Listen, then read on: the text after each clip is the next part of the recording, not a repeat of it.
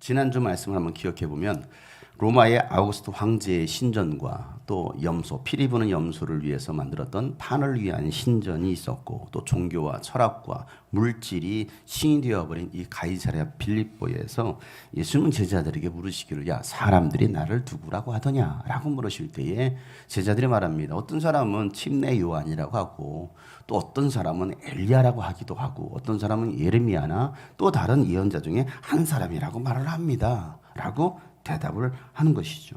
그러니까 예수님이 세상의 위인은 될 수 있을지는 모르겠지만 그들이 섬기고 그들이 믿고 있는 신은 될 수 없다라는 것이 그런 고백이었던 것이죠. 위대한 침례 요한 엘리야입니다. 그러자 예수님은 그 말을 들으시고 제자들이, 그러면 너희들은 나를 누구라고 생각하느냐라고 물으셨던 거죠. 여러분들에게 묻습니다. 여러분, 예수님은 누구라고 생각하십니까? 학습에 의해서 참 대답을 잘하셔요. 학습에 의해서 주는 그리스도시요 살아계신 나. 지금 여기 지금 공무원이 안 나와 있으니까 여러분들이 그렇게 고백할지 모르겠네요. 공무원이 총 들고 와가지고 예수는 누구십니까? 라고 말할 때 여러분 뭐라고 대답할 수 있겠느냐? 맞아요. 야, 그러면 너희는 나를 누구라고 생각하느냐? 라고 말하자 베드로가 했던 고백, 주는 그리스도시요 살아계신 하나님의 아들이십니다. 라고 고백을 하죠.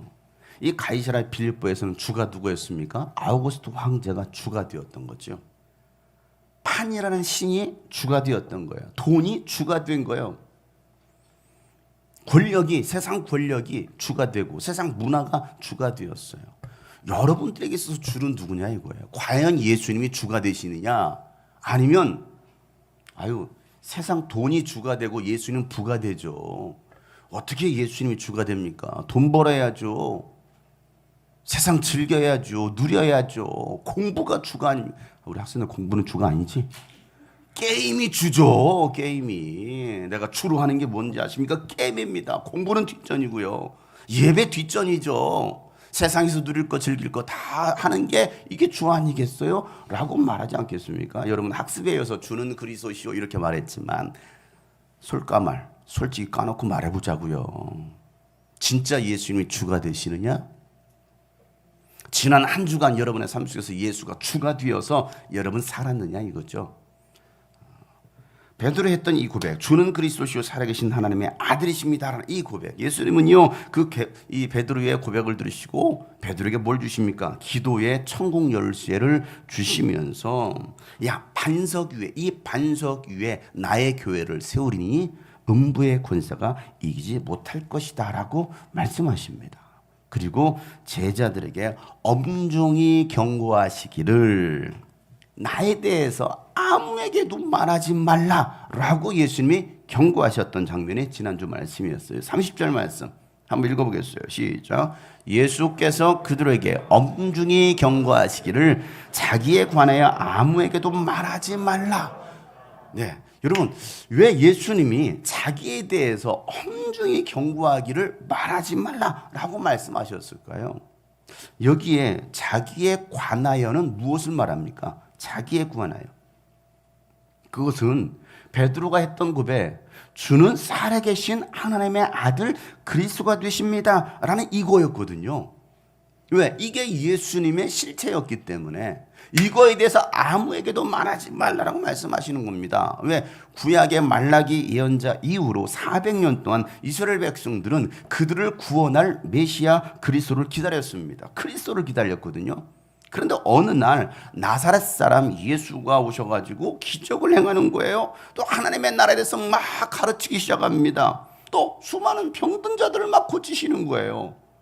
지금까지 이전에도 본 적이 없었던 그런 수많은 기적들을 행하는 그 모습을 봤을 때 그들은 깜짝 놀라겠죠. 그래서 예수를 막 따라다니기 시작합니다. 그 사람들은요, 이게 나사렛 출신의 이 예수가 혹시 우리가 지금까지 기다렸던 그리스도가 아닐까라고 생각하는데, 그렇기엔 예수님이 너무 초라해 보여.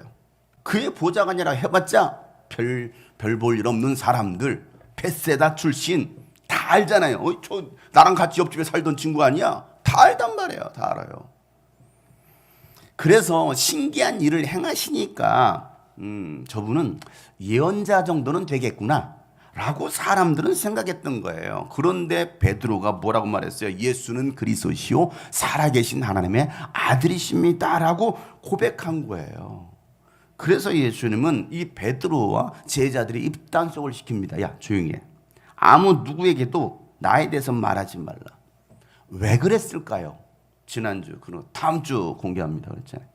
왜 입단속을 시켰을까요? 이게 중요한 거죠. 가서 널리 전파해라. 내가 그리스도라는 걸, 내가 하나님의 아들이라는 것을 모르는구나. 저들에게 가서 빨리 얘기해라 라고 말씀하셔도 될 뻔한데 왜 예수님은 야 절대 말하지 마. 입 다물어. 왜 예수님은 경고하셨을까요? 경고한 거예요, 여러분. 엄중히 경고하기를. 아직 예수님께서 영광 받으실 때가 되지 않은 거예요. 때가 있거든요. 또 예수님은 어느 누구에게도 사람에게도 증언을 받지 않으려고 했던 것입니다. 요한복음 2장 25절 말씀에 보면 이렇게 기록되어 있어요. 다 같이 한번 읽어보겠습니다. 시작. 그는 사람에 대해서는 어느 누구의 증언도 필요하지 않으셨기 때문이다. 그는 사람의 마음속에 있는 것까지도 알고 계셨던 것이다. 어느 누구에게서도 사람에게서 예수님은 증언받고 싶지 않았던 거예요. 이 사람은 누구입니다 라는 말을 예수님은요 때를 알고 그때를 준비하셨습니다. 여러분 만사에는 다 때가 있거든요. 날 때가 있으면, 태어날 때가 있으면 죽을 때가 있어요. 또 잘 때가 있으면 일어날 때가 있죠. 예수님은요 이 땅에 죽으시러 오셨어요. 섬김을 받으시려고 오신 것이 아니라 많은 사람을 대신해서 죽으시려고 대속물로 오셨다라는 사실이죠. 그런데 그것 또한 때가 있다라는 거예요. 내가 죽을 때가 있어. 지금은 내가 죽을 때가 아니야. 지금은 눈 감고 잠잘 때가 아니야. 눈을 열고 말씀을 들을 때이지. 때가 있다니까요. 잠은 집에 가서 자세요. 왜 교회까지 와서 주무십니까? 모든 게 다 때가 있다는 것입니다. 여러분 사람이 죽을 날을 받아놓고 사는 사람 있어요? 나는 맨날 며칠에 난 죽어. 날짜 받아놓고 지금 살아오고 계시는 분. 우리 문식이 며칠 날 죽어요? 내가 묻어줄게. 우리 준영이 형제 며칠 날 죽어? 10일 날 죽는다고? 10일 후에 죽습니다, 여러분. 나를 받아놨어요. 사람은요 언제 죽을지 몰라요. 내일 일도 모르는데 어떻게 죽을 일을 압니까? 그런데 예수님은요 나를 받아놓으셨다니까. 예수님은 언제 죽는지를 아셔요. 이게 예수님과 우리의 차이점이라니까요. 저도 언제 죽을지 몰라요. 스스로 목숨 큰다고 하면 됩니까?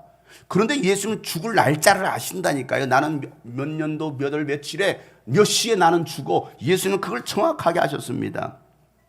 그래서 예수님은요 그 죽을 날을 기다리면서 걸어가시는 거예요. 살아가시는 거예요. 자신을 위해서가 아니라 하나님의 뜻을 이루시려고 죽을 날을 향하여서 하루하루 걸어가고 계시는 분이 바로 예수님이십니다.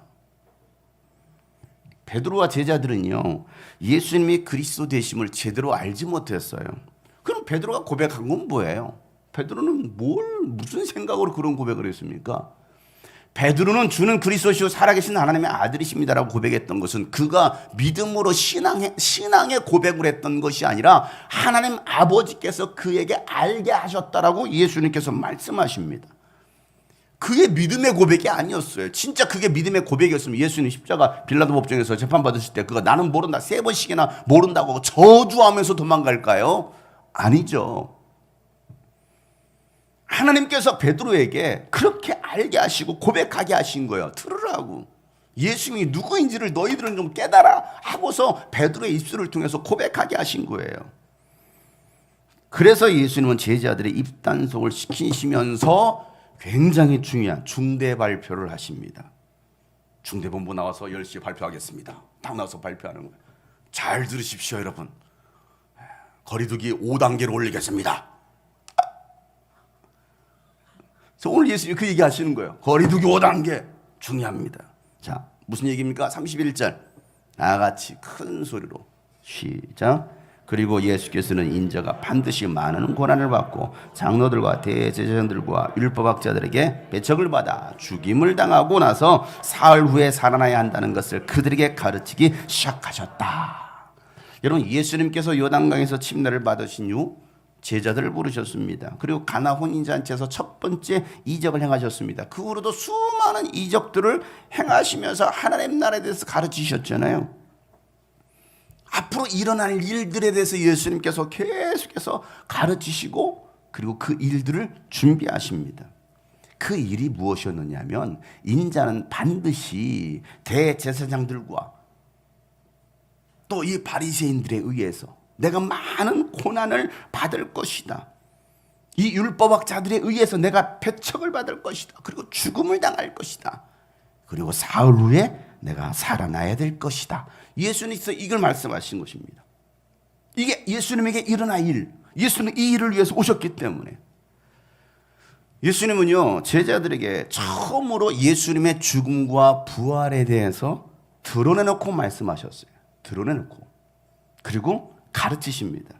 자, 그 말씀을 들었던 제자들의 반응은 어땠습니까? 내가 죽어 부활할 거야. 그 말을 들었던 제자들 몽미? 라고 대답하셨을까?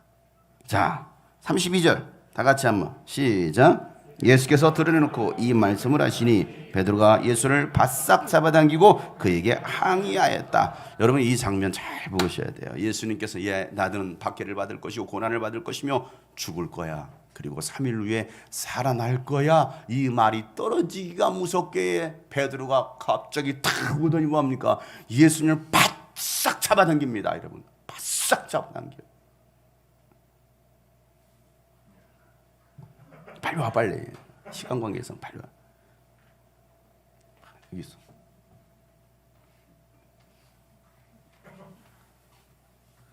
나는 죽을 거다. 3일 만에 살아날 거래. 해봐. 나는 죽을 거다. 3일 만에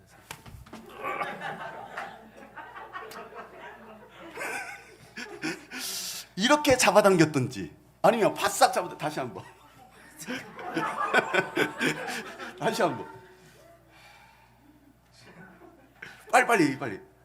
나는 죽을 거다. 3일 만에 다시 살아날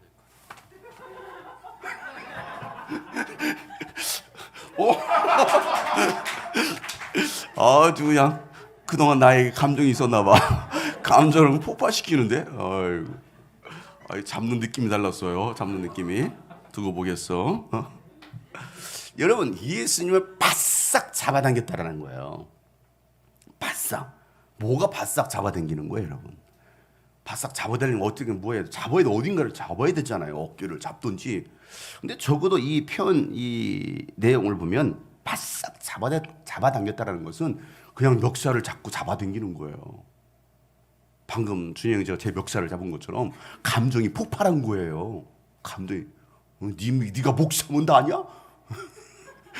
네가 그리스도면 다 아니야? 하면서 막 멱살을 잡아당깁니다. 그리고 항의했다라는 거예요. 항의. 여러분 이 항의했다라는 말은요. 항의했어요. 이렇게 말하면 우리는 항의 이게 아니고요. 예수는 막 혼내는 거예요. 책망하는 게 항의라는 표현이거든요. 책망합니다. 예수는 혼냈어요. 이런 누가 혼낼 수 있는 거예요, 도대체? 누가 혼냅니까? 그러니까 예수님을 지금 어떻게 취급하고 있는 거예요? 막 예수님 혼냅니다. 자, 뭐라고 말을 하면서 항의합니까? 오늘 말씀에는 그게 기록이 나 이제 바싹 잡아당기고 항의했다라고 했는데요. 마태복음 16장에 보면 22절에 이렇게 기록하고 있습니다. 다 같이 읽어보겠습니다. 시작. 이에 베드로가 예수를 따로 붙들고 주님 안 됩니다. 절대로 이런 일이 주님께 일어나서는 안 됩니다 하고 말하면서 예수님께 대들었다. 그죠? 여기 대들었어. 시연이 잘 대들지. 대들었다. 잘 대들어. 대드는 거야. 자, 뭐라고 항의했어요? 절대로 예수님이 죽는 일이 있어서는 안 됩니다. 예수님 뭐라고 말씀하셨는데? 나는 죽는다 라고 했는데 절대로 죽는 일이 있어서는 안 됩니다. 그런 일이 일어나서는 절대로 안 됩니다 라고 말을 하는 거예요. 이 정도 되면 베드로가 의리의 사나인가요? 의리, 남주아, 준영드로인가요? 의리의 사나이예요? 절대 죽으시면 안 돼요 라고 말하고 있습니까? 우리 준영드로는 그럴 수도 있어요. 준영드로 의리, 남자. 아니에요. 여러분 왜 멱살을 잡고 항의를 했을까요? 예수님이 따라오라고 해서 나를 따르라 그랬잖아요. 박상중 형제가 나를 따르라. 나를 따라오너라. 아니 예수님이 따라오라고 해서 뭐 했어요? 따라갔어요. 뭐하고? 자신의 모든 재산들을 다 버리고 배와 그물을 내려놓고 모든 것을 다 내려놓고 예수님을 따라왔잖아요. 그래서 예수님께서 하신 일들을 보니까 이분은 좀 대단한 분이네. 이분 따라다니면 우리가 한 자리 차지할 수 있겠는데, 한몫 차지할 수 있겠는데, 좋은 자리에 없겠네. 대중들을 보니까 대중들이 뭐라고 말합니까? 예수님을 왕으로 삼으려고 했거든요. 우리의 왕으로 삼읍시다 라고 말했으니까, 그래 예수님께서 왕이 되신다면, 이스라엘 왕이 되신다면 우리도 높은 자리에 하나 차지할 수 있지 않겠느냐 하고서 열심당원처럼 쫓아다닌 거예요. 그런데 뭐 한다고요? 나 죽는다? 라고 말하니까 어이가 없죠. 어이가 없네. 말도 안 되는 말도 안 되는. 그러면 예수님이 죽으시면 우리가 지금까지 3년 반 동안 따라다녔는데 그럼 우리는 뭐가 되느냐는 거예요. 개털 되는 거 아니에요? 뭐가 돼요? 아무것도 남는 게 없는데. 여러분 오늘 제가 설교 끝나고 제가 이 시간 광고를 합니다. 여러분 제가 중대 발표하겠습니다. 제가 오늘 설교를 끝으로 교회를 사임합니다. 그리고 추간사가 담임 목사가 됩니다. 그리고 저는 내일 비행기를 타고 미국으로 가게 됩니다. 그런데 여러분 저는 그곳에서 정부와 종교 지도자들에 의해서 죽임을 당할 것입니다 라고 말을 하는 거예요. 그럴 때 여러분의 반응, 아싸 잘됐다, 드디어 가시는구나, 보냈다 라고 하시겠어요? 야 이제 가까운 데 다니자. 그동안 멀리도 다녔는데. 여러분 그러시겠어요? 어떻게 하시겠습니까? 우리는 뭐가 돼 그러면? 지금까지 광명에서, 인천에서, 부천에서, 경기도 일산에서, 수원에서, 안산에서, 서울에서, 그 먼 거리에서 우리 성도들이 다 왔어. 교회는 코딱지만한데 그 전 지역에서 우리 성도들이 여기를 그 힘든 주일 아침에 더 늦잠 자고 싶은데 늦잠도 못 자고 이렇게 먼 거리를 여러분들이 와서 대중교통으로 2시간 넘는 거리에서도 오기도 하고, 그렇게 내가 13년 동안 쫓아다녔는데 박상중 형제가 제 멱살을 들면서 걸을 수 있어요? 라고 막 대들기 시작하는 거죠. 나도 한 자리 차지하려고 하는데 뭐요? 추간사가 담임 목사라고요? 있을 수 없어요. 말 같은 소리를 해야지. 아니 신학교 보내시더니 바로 이제 목사님 가시는구만. 우리는 뭐가 됩니까? 차석환 형제가 내가 여기서 왜 차장이 돼? 내가 차장인도 알 수 없지 라고 하시지 않겠어요? 자, 이런 비슷한 상황이 지금 벌어지고 있는 거예요. 여러분 다혈질의 베드로가 예수님의 멱살을 잡고 항의하는 모습. 여러분의 기질은 뭡니까? 여러분의 MBTI는 뭡니까? 여러분의 MBTI. 저는 뭐 IST 뭐 이렇게 나온 것 같은데 아무튼 이런 게 아주 이상한 성질로 나왔어요. 어쨌든 저는 베드로의 성향은 아니에요. 베드로의 기질은 아니에요. 막 멱살을 잡고 그렇게 하진 않아요. 그냥 속으로 꿍 하고 이러고 있는 사람이지 멱살 잡고 이러진 않아요. 준영이 형제는 멱살을 잡잖아. 자, 이 베드로, 여러분 이 모습이 혹시 나의 모습은 아니에요? 내 모습.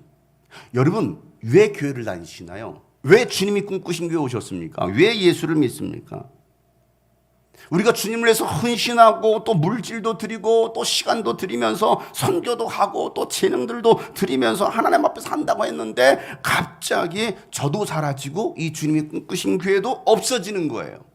그러면 여러분 어떻게 하시겠어요? 뭔가 손해보는 듯한, 내가 손해본 거 아니야? 억울한 생각이 든다면 여러분들은 하나님을 위해서 한 것이 아니라 장용석 목사와 이 주님이 꿈꾸신 교회를 위해서 한 거예요. 내가 그동안 열심히 교회에서 했는데 뭐 갑자기 사라진다고? 먹고 튀었나 이 목사님이? 그럼 여러분들은 사람을 위해서 한 것이지 하나님의 일을 위해서 한 것은 아니라는 거예요. 오늘 33절에 이렇게 말합니다. 마가복음 8장 33절 다 같이 한번 큰 소리로 시작. 그러나 예수께서는 돌아서서 제자들을 보시고 베드로를 꾸짖어 말씀하셨다. 사탄아, 내 뒤로 물러가라. 너는 하나님의 일을 생각하지 않고 사람의 일만 생각하는구나. 베드로는 주는 그리스도시요 살아계신 하나님의 아들이십니다라고 고백했습니다. 그랬는데 예수님께서 고난의 그리스도가 되신다라는 것을 그는 알지 못했어요. 고난의 그리스도. 그는 왕 되신 그리스도를 생각했지 고난의 죽음의 그리스도가 되신다는 것을 인정하고 싶지 않았던 겁니다. 세상의 왕으로서 세상의 왕 되신 그리스도를 기대했던 건데 뭐 죽으신다고? 그러니까 뭐예요? 오로지 사람의 일만 생각한 거예요. 내가 오른쪽에 앉을 거야. 내가 왼편에 앉을 거야. 내가 어느 자리를 차지할 거야. 사람의 일만 생각했습니다. 내가 잘 돼야 된다라고 베드로가 생각했던 거예요. 하나님의 일은 전혀 생각하지 않는 거예요. 여러분, 우리가 교회를 다니면서 신앙생활하면서 혹시 이런 모습으로 살아가고 있지는 않을까 한번 생각해 보자라는 것이죠. 베드로가 정말 율법을 제대로 알았다라고 한다면, 성경을 제대로 알았다라고 한다면 하나님의 일이 무엇인지, 예수님께서 왜 죽으셔야 되는지를 알았을 것입니다. 그리고 부활하신다는 말씀이 그 무슨 의미인지를 그는 깨달았을 거예요. 성경을 알았다라고 한다면. 왜? 구약 성경에서도 이미 그 인자 그리스도가 죽으시고 부활하실 것에서 성경은 분명히 말하고 있거든요. 그런데 전혀 깨닫지 못하는 건, 믿지 못하는 것입니다. 베드로는 하나님의 일도 성경도 몰랐어요. 그래서 자신의 뜻을 위해서 예수님을 책망하면서 항의하는 거예요. 우리는 어떻게 하라고요? 죽는다고요? 말도 안 돼. 우리도 우리의 뜻대로 되지 않으면 여러분 예수님께 항의하지 않습니까? 내가 바라는 대로 예수님 왜 내 기도 안 들어줘요? 내가 그렇게 기도했잖아요. 왜 내 인생은 이렇게 잘 안 풀려요? 내 삶은 왜 이렇게 어려운 일들이 많아요? 왜 나만 이런 고난을 겪어야 돼요? 계속 우리는 뭐라고 하고 있습니까? 따지면서. 아니, 나도 나름 한다고 했잖아요. 교회에서 한다고 했잖아요. 헌신한다고 했잖아요. 그런데 왜 이렇게 일이 잘 안 풀려? 아, 기도에도 응답이 되지 않는 것 같아? 대부분 나 중심의 일만을 생각합니다. 그렇게 우리가 교회 생활을 하고 있지는 않을까? 교회를 나오면서도. 그렇다 보니까 그런 일들이 잘 안 풀려. 계획대로 안 되었어. 그러면 뭐합니까?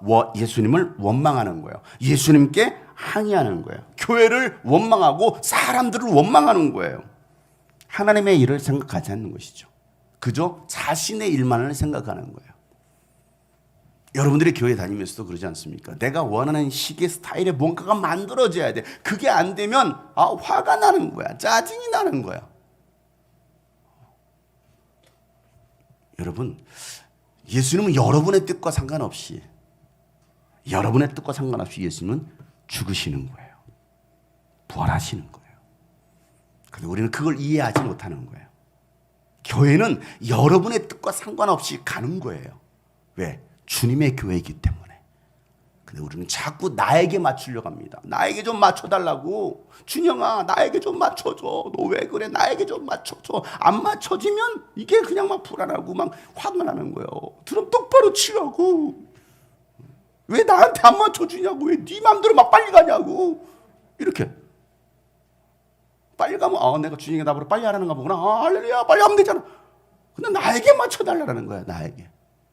교회가 나에게. 예수님도 나에게. 그러니까 베드로는 항의하는 거예요. 그럼 여러분, 하나님의 일은 뭡니까? 하나님의 일.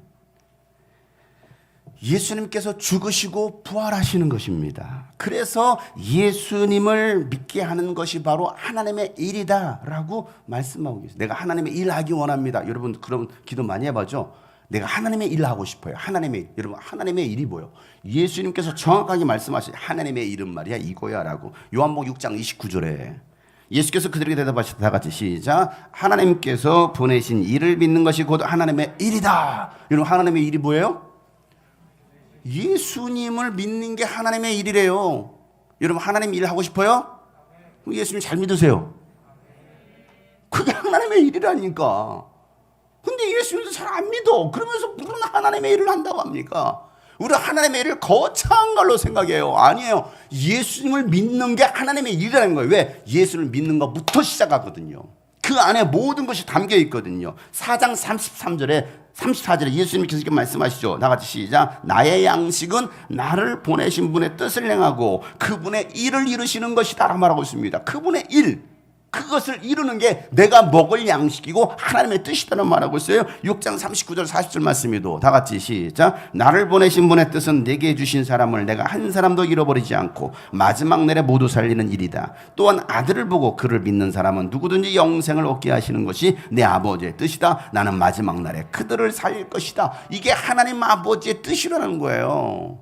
나에게 맡겨준 사람들을 하나도 잃어버리지 않고 구원하는 거.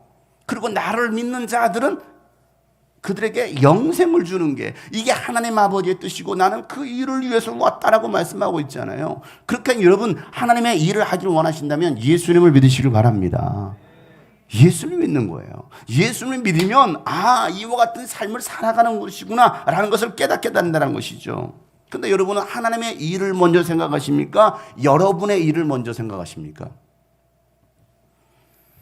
우리 신앙의 가장 기본이 되는 진리를 예수님은요 산상수훈 말씀을 통해서 우리가 말씀하십니다. 삶의 우선순위, 삶의 방향성, 삶의 목적, 이게 산상수훈에 기록이 되어 있어요.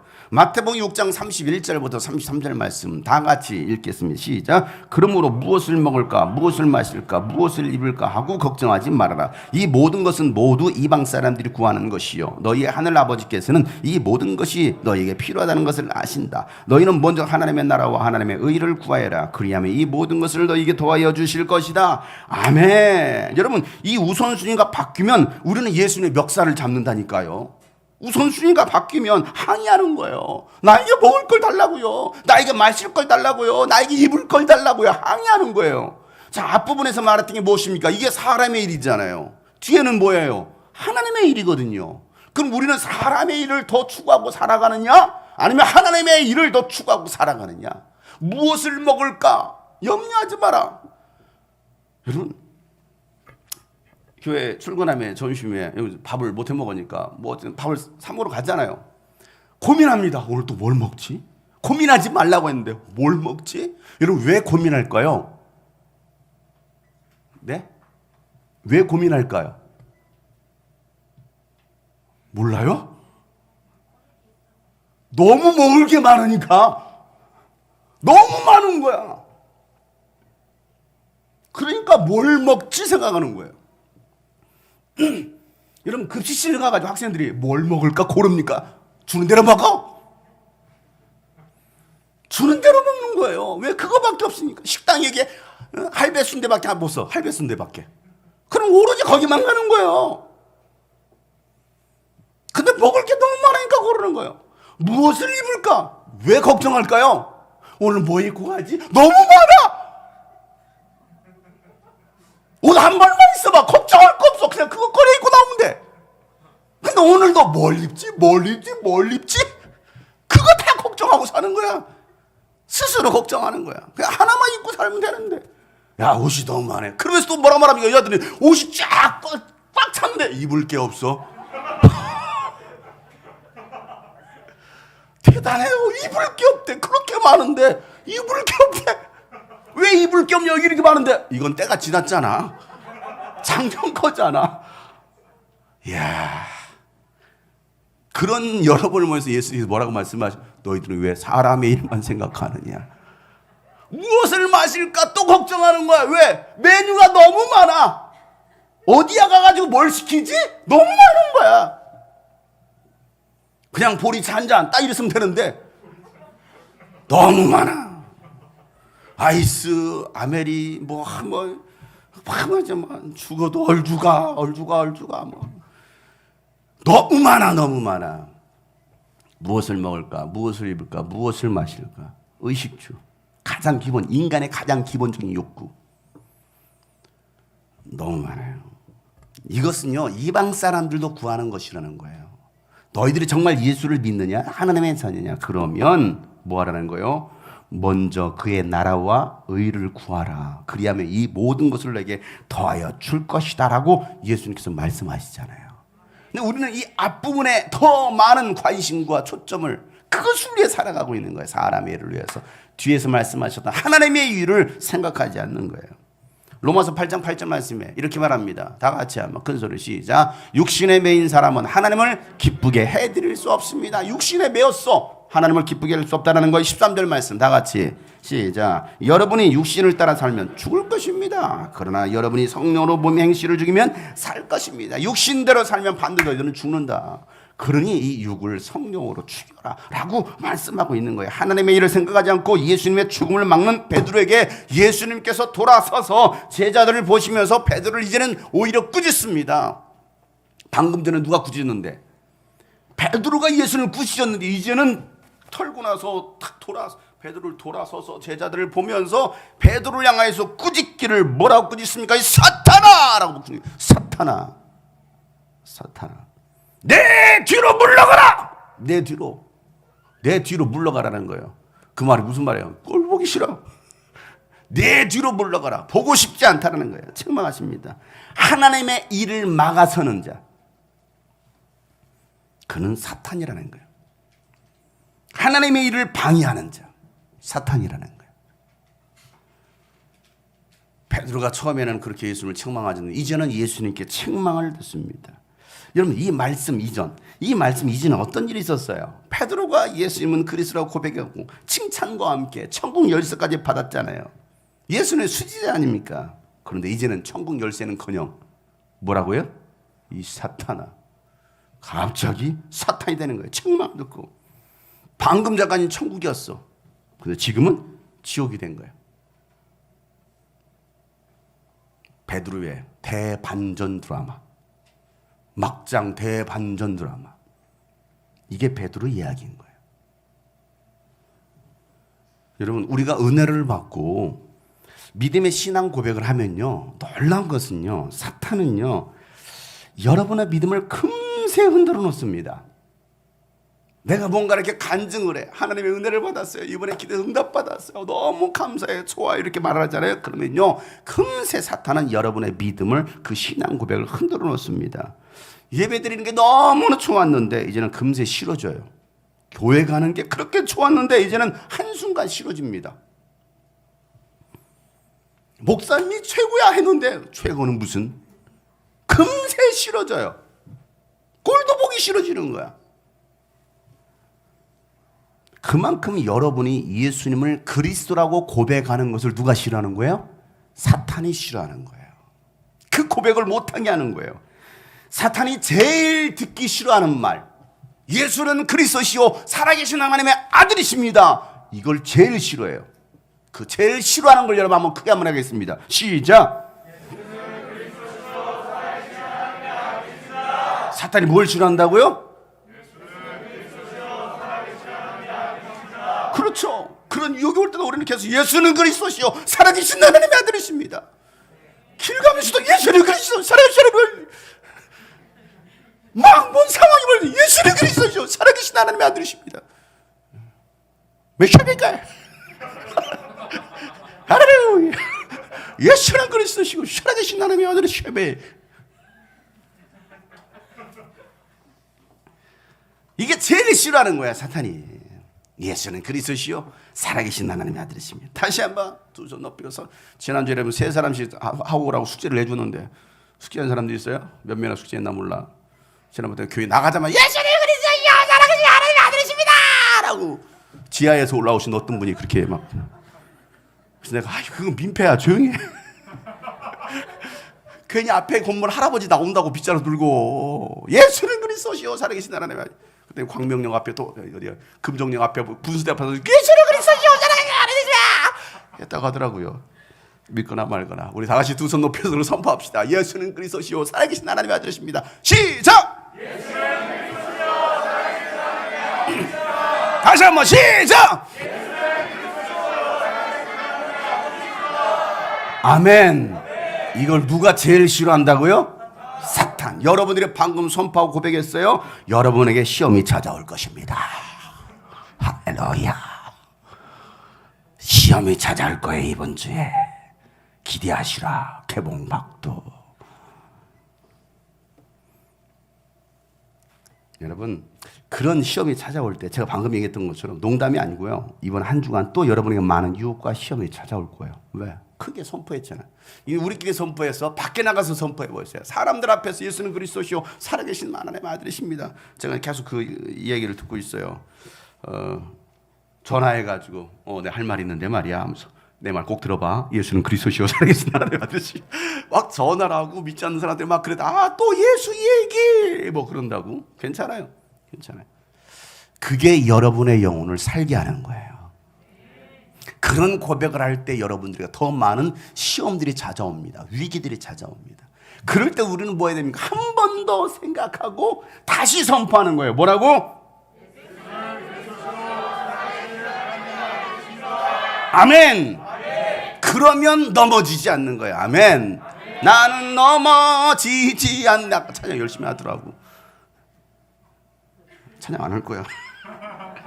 뭘 또 오늘 나 멱살 잡으려고? 안 해. 예수님은 제자들에게 예수님을 그리스도라고 고백하는 사람들은 어떤 삶이 되어야 되는지를 예수님께서 자세하게 가르쳐 주십니다. 34절에요. 다 같이 시작. 그리고 예수께서 제자들과 함께 무리를 불러놓고 그들에게 말씀하셨다. 나를 따라오려고 하는 사람은 자기를 부인하고 자기 십자가를 지고 나를 따라오너라. 여러분, 제자의 삶이 뭡니까? 예수를 따르는 제자의 삶이 뭐예요? 자기를 부인하고 자기 십자가를 지고 예수님을 따르는 삶입니다. 여러분, 세상에서 제일 어려운 게 뭔지 아십니까? 자기 부인이에요. 우리 부인이 제일 어려워요. 자기 부인. 부인이라는 것은 남편의 반대말일까요? 부인이 뭐예요? 부인은 부정한다라는 거예요. 나를 부정한다라는 것은요, 나는 아무것도 아니라는 거거든요. 나는 아무것도 아니야. 나에게는 아무것도 없다라는 거예요. 그 어떤 것도 나에게 있지 않아. 내 지식도, 내 감정도, 때로는 내 이성도, 내 경험도 나에게는 전혀 중요하지 않다. 하나님의 일하는 데 있어서는, 예수님을 따라가는 데 있어서는, 예수님의 제자로서 살아가는 데 있어서는 내가 가지고 있는 이 모든 거 아무것도 필요 없다. 왜? 예수님도 그러셨거든요. 오직 하나님의 아버지만을 주시하십니다. 그리고 하나님 아버지께서 말씀하신 것을 말하십니다. 그리고 하나님 아버지께서 행하시는 그 일을 예수님 행하시는 거예요. 예수님의 무슨 의지가 있어요? 예수님의 무슨 생각이 있습니까? 무슨 뜻이 있어요? 아니에요. 오로지 하나님 아버지의 뜻만 있는 거예요. 오직 하나님의 아버지의 일만 있는 거예요. 자신의 일은 없어요. 자, 5장 19절인데요. 요한복음 5장 19절 말씀이에요. 큰 소리로 시작. 예수께서 그들에게 말씀하셨다. 내가 진정으로 너에게 말한다. 아들은 아버지께서 하시는 것을 보는 대로 따라할 뿐이요, 아무것도 마음대로 할 수 없다. 아버지께서 하시는 일은 무엇이든지 아들도 그대로 한다 라고 말하고 있습니다. 이게 예수님의 삶이었거든요. 내가 하나님의 아들의 신분으로 왔지만 나는 아무것도 아니야. 나는 그저 하나님 아버지께서 말씀하시는 대로, 하나님께서 하시는 그 일대로 나는 따라할 뿐이야. 보여주신 대로, 들려주신 대로 나는 그대로 순종했을 뿐이야 라고 말씀하시는 거예요. 제자의 삶은 내가 원하는 것을 하는 것이 아니라 하나님 아버지께서 원하시는 것을 하는 것입니다. 이게 제자의 삶이에요. 그러기 위해서는 뭐 하라는 거예요? 나 자신을 부인하라는 것이죠. 내가 여전히 살아있으면 하나님은 일하시지 않는다라는 거예요. 가정이나 이 교회 안에서도 여러분, 갈등이 일어나는 이유가 어디 있습니까? 내가 살아있어서 그래요. 내가 살아있어. 자기를 부인하지 않는 거예요. 내가 살아있다라는 말이 무슨 말인가? 나 이런 사람이라니까. 나는 말이야, 내가 누군데? 누구긴요? 예수님 안에서 죽은 사람이죠. 죽은 자는 말이 없어요. 움직이는 대로 그냥 움직일 뿐이라는 거예요. 시키는 대로 하는 거예요. 이게 죽은 자라는 거예요. 근데 우리는 여전히 살아있어요. 여전히. 여러분, 어떤 사람들이 자기 부인을 못합니까? 내가 저 사람보다는 그래도 조금 나아. 저 사람보다는 내가 조금 낫다라고 생각하는 사람들, 자기 부인이 어려워요. 대표적인 사람들이 누구냐? 목회자들이에요. 목회자들.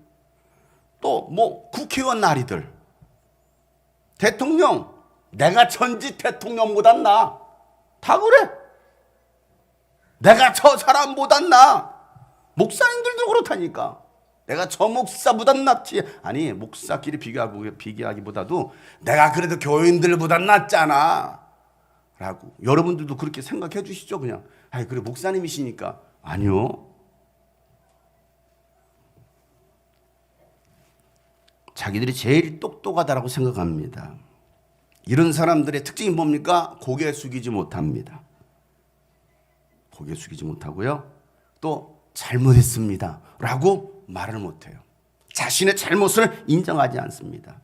그런데 여러분 성경에서는 뭐라고 가르칩니까? 빌립보서 2장 3절에 보면 이렇게 말씀하고 있거든요. 야, 무슨 일을 하든지 경쟁심이나 허영심으로 하지 마라. 교회도 뭔가를 할 때는 경쟁하듯이 하지 마세요. 뭔가 허영심으로도 하지 마라. 겸손한 마음으로 하고 그다음에 뭐라고 말하고 있어요? 자기보다 서로 남을 낮게 여기라는 거예요. 다른 사람들을 존경하면서 야, 저 사람이 나보다 나라고 여기라는 것이죠. 여러분 자기 부인하는 사람은요 남을 나보다 훨씬 나은 사람으로 여깁니다. 그리고 겸손한 마음으로 섬깁니다. 여러분 어린아이를 대할 때 자기 부인하지 않는 사람이 여러분 얼마나 있을까요? 거의 다 자기를 부인하고 낮춥니다. 겸손하게 낮춰요. 누구 수준으로? 예한이 수준으로 낮춥니다. 하준이 수준으로 예한이 왔다요. 하준아 이렇게 낮춰요. 이거 왜 이렇게 합니까? 제가 모자라서요? 아니죠. 낮추지 않으면요 애들도 싫어합니다. 애들도 알아요. 이마준 울어요. 아무 말도 안 했는데 이마준 이리 와 그래요. 이마준 이리 와 하면요 그래도 좀 오려고 해요. 이마준 그 말만 들어도 벌써 고개가 겸손해져요. 낮추면요 소통할 수 있거든요. 낮추지 못하는 거예요. 뭐 아이들한테도 마찬가지, 자녀들한테도 마찬가지야. 내가 부모라는 거죠. 내가 너보다 인생을 많이 살았고 너보다 내가 많이 알잖아. 그러니까 뭐합니까? 그 눈높이를 보지 못하고 항상 뭐합니까? 무시하는 경향이 많다라는 것이죠. 뭐 저도 마찬가지죠. 낮춰서 생각해야 되는데 같이 공감을 해야 되는데 들으려고 하지 않아요. 자기 부인은 자기 비움입니다. 비우면 채울 수 있습니다. 여전히 여러분 마음속에 복잡한 것들이 여러분 가득 채워져 있지 않습니까? 뭐가 이렇게 마음에 막 복잡한지 막 미움과 원망과 불평과 분노와 의심과 염려와 근심과 다 뭔가 회피하는 마음 또 자책하고 불순종 이러한 것들로 여러분 채워져 있지 않아요? 이 모든 것을 다 비우시고 여러분 성령의 열매로 사랑과 희락과 화평과 오래 참음과 자비와 양성과 온유와 충성과 절제로 채울 수 있는 여러분 되시기를 축복합니다. 그러면 자기 십자가를 지고 예수님을 따라갈 수 있다라는 것이 오늘 예수님께서 우리에게 하시는 말씀인 거예요. 여러분 내게 주어진 십자가 사명의 길 힘들어도 져야 하는 십자가 그냥 벗어 던지고 싶죠. 이제 그만했으면 좋겠어. 힘들어. 그런 십자가 나의 십자가 지고 걸어간 자가 바로 예수님의 제자입니다. 많은 사람들은 이 십자가를 던지려고 그래요. 십자가 지고 싶지 않아요. 왜 내가 져야 되는데요? 언제까지 져야 되는데요? 힘든데요? 언제까지요? 십자가에 매달려 죽을 때까지. 그러면 부활합니다. 거기까지가 힘든 거야. 거기까지가. 여러분은 교회에서 일을 하다가 어려운 일을 당하면 여러분 어떻게 하십니까? 내려놓으십니까? 아니면 끝까지 지고 가려고 하십니까? 십자가를 지는 게 쉬운 일이 아니라고 했습니다. 그렇다고 여러분 원망을 하면서 치면요 그건 하나만아야. 하면서 원망 입에서 막 입이 나오는 거예요. 그냥 입 다물고 묵묵히 지고 걸어가면 충성을 다하는 것입니다. 저도 이 목회 길에 들었었을 때 수많은 어려움들을 겪었어요. 뭐 저를 향해서 모함하는 사람도 있었고요. 모함도 당하고 또 정말 가난도 겪어보고 또 건강도 잃어버리기도 했었습니다. 또 사랑하면서 믿었던 또 성도들이 등을 돌리고 떠날 때도 있었어요. 떠날 때는 그냥 조용히 떠나지 않아요. 얼마나 많은 말들을 한번 떠납니까? 그럴 때마다 목회를 두고 싶다는 생각을 하게 됩니다. 이제 그만할까? 여기까지인가 봐. 그만해야 되려나 봐. 그런데요, 예수님도 그 십자가 지고 그 고난의 길을 걸어가셨어요. 자기 살겠다고 십자가 버리고 도망가는 사람은요, 결국에는 모든 것을 잃어버리는 거예요. 그러니까 저도 그 순간이 찾아올 때마다 아니야. 예수님도 걸어가셨는데, 예수님도 십자가 지셨는데 또 걸어가자. 이를 악물고 또 걸어가는 거예요. 마가복음 8장 35, 37절 오늘 말씀 다 같이 시작. 누구든지 제 목숨을 구하고자 하는 사람은 잃을 것이요 누구든지 나와 복음을 위하여 제 목숨을 잃는 사람은 구할 것이다. 사람이 온 세상을 얻고도 제 목숨을 잃으면 무슨 이득이 있겠느냐. 사람이 제 목숨을 되찾는 대가가 무엇을 내놓겠느냐. 예수님과 복음을 위하여 자기 목숨을 내어놓는 사람, 잃는 사람은 목숨을 구할 것입니다. 예수 복음 때문에 목숨을 잃는 순교자는요, 하나님 나라 천국의 제1열, VVIP 제1열 그 자리에 앉을 거예요. 요한계시록 20장 4절에 보면 이 말씀이 있어요. 다 같이 한번 시작. 내가 또 보좌들을 보니 그 위에 사람들이 앉아 있었는데 그들은 심판할 권세를 받은 사람들이었다. 또 나는 예수의 증언과 하나님의 말씀 때문에 목이 베인 사람들의 영혼을 보았습니다. 그들은 그 짐승이나 그 짐승 우상에게 절하지 않고 그들의 이마와 손에 그 짐승의 표를 받지 않은 사람들입니다. 그것은 살아서 그리스도와 함께 1000년 동안 다스렸습니다. 누구예요? 순교자 이야기입니다. 예수 때문에, 복음 때문에, 예수 이름 때문에 목베임을 당한 사람들. 그들은 예수님과 함께 1000년 동안 다스린다라는 것입니다. 여러분, 우리는 지금 마지막 시대를 살아가고 있습니다. 전 세계 코로나 전염병 상황 속에서 기독교인들이 더 많은 유혹과 공경에 처했어요. 우리나라 여러분들 마찬가지, 우리 교회도 마찬가지죠. 많은 위기 가운데 많은 어려움의 시기를 지금 기독교인들이 교회가 겪고 있습니다. 직장에서는 많은 제재를 당하기도 해요. 교회 다닌다, 예수 믿는다라는 이유로. 교회 갔어? 어제 교회 갔어? 어디 갔어? 때로는 감시를 받습니다. 사람들로부터 위치 추적을 당해요. 교회 갔는지 안 갔는지. 기독교인이라는 이유로 취업에 어려움이 없습니다. 종교를 안에 기독교 썼다가 그냥 원서 빼는 거예요. 기독교 빼는 거예요. 그러다 보니까 거기에 그냥 빈 칸으로 남겨두기도 하는. 비기독교인들은 이 기독교인과 이 교회에 대해서 좋지 않은 시선을 보냅니다. 그러면 거세게 비난하기도 합니다. 아직도 모여서 예배하는 교회가 있어? 하면서. 여러분, 이런 상황 속에서 그리스도인들은 어떻게 해야 됩니까? 믿지 않는 여러분 부모가 여러분을 향해서 너 교회 가지 마. 지금 확 진짜 700명 나오고 800명 나오는 시대인데 어디 지금 교회를 가냐? 어떻게 하시겠어요? 피해야 합니까? 아니면 맞서서 싸워야 됩니까? 멱살을 잡고. 자, 예수님은 이렇게 하라고 말씀하셔요. 38절 다 같이 시작. 음란하고 죄가 많은 이 시대에서 누구든지 나와 나의 말을 부끄럽게 여기면 인자도 자기 아버지의 영광에 쌓여 거룩한 선사들을 건드리고 올 때에 그를 부끄럽게. 자, 예수님 뭐라고 말씀하십니까? 부끄러워하지 말아라 라고 말씀하시는 거예요. 여러분, 예수님 믿는 거에 대해서, 교회에 다니는 거에 대해서 부끄러워하지 말길 바랍니다.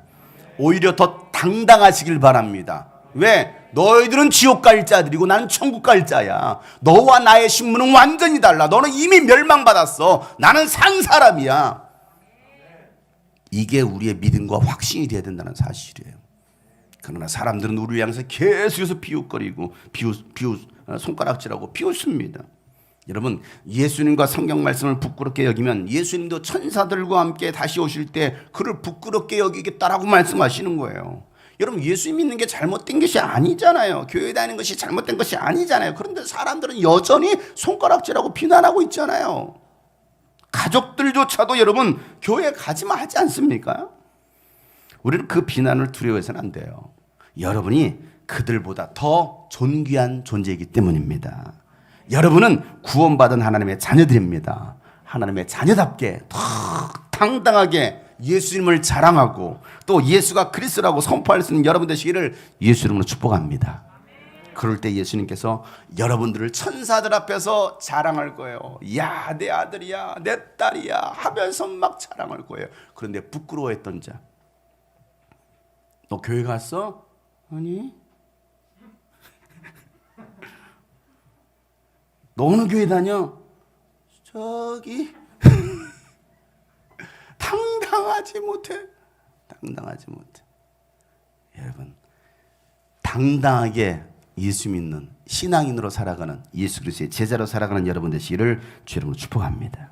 여러분, 아들이 아버지를 부끄러워하면요, 아버지도 아들을 부끄럽게 하실 거예요. 그러나 아들이 아버지를 자랑하잖아요. 우리 아버지는 말이야 하면요, 아버지도 그 아들을 자랑스럽게 생각하고요, 그가 원하는 모든 것들을 다 줄 거예요. 그런데 막 아들이 딸이 막 저를 부끄러워하는 거예요. 어우 쪽팔려. 야, 네가 나를 그렇게 여기냐? 그런데 아무것도 가진 거 없는데 우리 아빠가 최고야, 우리 엄마 최고야 하면요, 마음이 좋아져. 그래, 네가 원하는 게 뭐야? 이거야. 네 돈으로 사. 사는 걸 허락하노라. 허락하는 게 어디야? 사랑하는 성도 여러분, 예수님을 자랑합시다. 복음에 대해서 여러분 부끄러워하지 말고 더 당당해집시다. 교회를 사랑하고 교회를 자랑합시다. 그래서 잃어버린 영혼을 구원하는 여러분 되시기를 주님으로 축복합니다. 이것이 우리의 사명입니다. 베드로처럼 막장 대반전 드라마를 쓰는 사람이 아니라 막장 같은 인생이 대반전 드라마를 써내려갈 수 있는 여러분 되시기를 주님으로 축복합니다. 자기는 부인하고 예수는 시인하는 사람. 따라서 합시다. 나는 부인하고 예수는 시인하자. 나는 부인하고 예수는 시인하자. 오늘 예수님께서 여러분과 함께 하실 것입니다. 여러분을 통해서 일하실 것입니다. 우리